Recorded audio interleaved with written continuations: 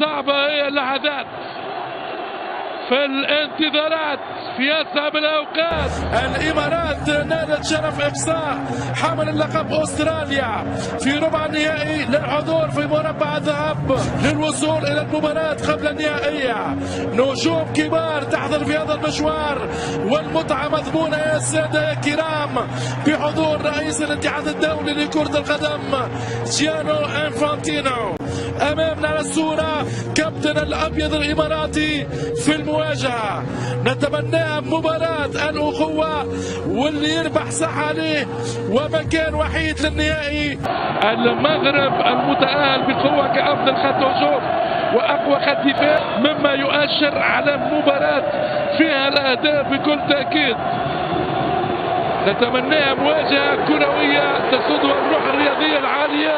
منذ البداية شعلت المباراة. هذا هو اللي يكون كيف الانتظار بكل تأكيد.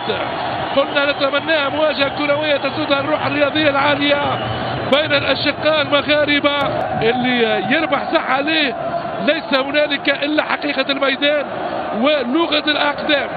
كرنفال جماهيري موجود بين الجماهير المغربية.